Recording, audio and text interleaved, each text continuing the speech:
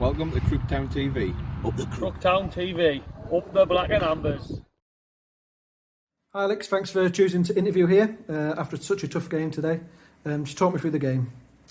So the management set up a little bit of a different style. We were up against it with the quality that they had, but also the conditions didn't help. In the first half as well, we were sort of penned in quite a lot. It was quite tough trying to get out of the half, so we went 5 at the back just to try and soak up a little bit of pressure, with the view that obviously at half time, if we can get through to there with a nil or maybe with a low score, then we can change things around and go and get it in the second half. So we had a couple of chances in the first half, a couple of breakaways. Obviously we've nearly scored with Mason. I don't know if the ball was out of play or not. It was obviously far too far away for me to see, but if that goes in, 2-1's a different game. And then we're coming in at 2-1, and then we'll go with the win second half, and that changes things. So yeah, we did try and change out of respect for the opposition, because they're flying at the minute. Some very hurtful players, so we just wanted to try and make sure that we had a chance second half rather than being buried half time. On a personal level, after you playing here before, what was it like coming back? Nice ground to come to? Yeah, fans are great. They're not as good as the Crook fans, obviously. The lads are fantastic as well. But it was a great dressing room that I was a part of when I was here for the short time that I was here.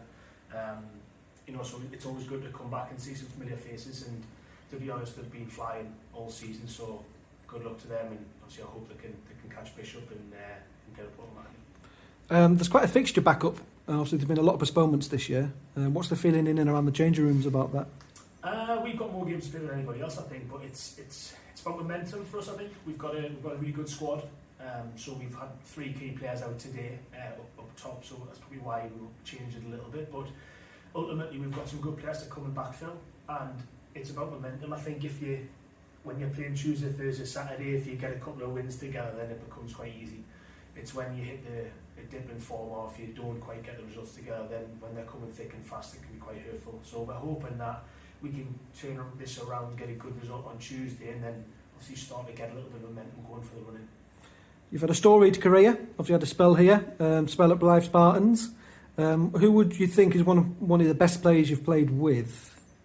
I think at Blythe, the players were all very, very good. Probably hard to single one out individually. Liam Thea, scrappy. I played with him on a Sunday for a long time. Plays for Dunson, UTS. He's probably the most gifted footballer I've ever played with. 100%. The way that he controls the ball, his ball mastery is unbelievable. His change of pace is class. He's got an eye for goal, and he's a great lad as well. So definitely scrappy. And the best player you've played against?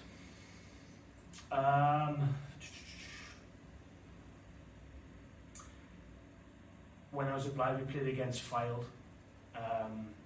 Their number 10. I forgot his name, but I have to put it in afterwards in subtitles or something. He was absolutely unbelievable. Left foot, right foot.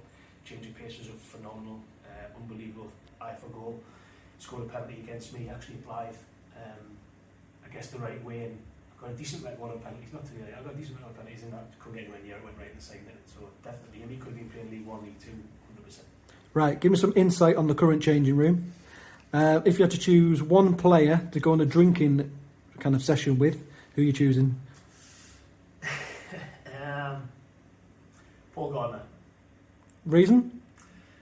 He's just an unbelievable person.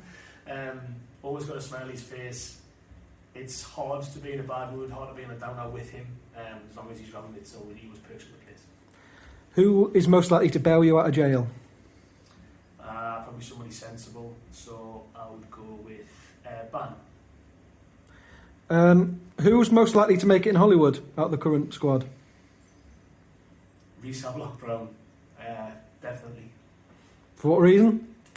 He's got the look, hasn't he? He's got the look. He's a sexy guy. Right, we're making a boy band at Crook. We need 4 members. Who are you choosing? Probably important to say none of this will be based on vocals. If we're going for looks alone, it's got to be the Townies. You've got to stick with it. I think it's probably me, Zach Bewley, Reece Havelock-Brown and Paul Gardner. Put you on the spot. What are you going to call yourselves? The Townies.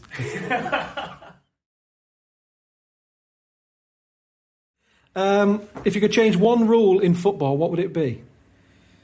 This level, Yep. sin bin. I got hurt with it earlier on in the season. I think that the referee should manage the game. Poor behaviour or any kind of unprofessionalism towards them, and that's what the cards are for. Fair enough. Last of all, let's have a bit of word association. So I'm going to say your word. I want the first word that comes into your head, please. Number 1, teammate. Zachary. Number 2, crook. Dan Min. 3, defeat. Heartbreaking. 4, Millfield. Tradition. And number 5, being a black and amber. Proud. Thank you for your time, Alex.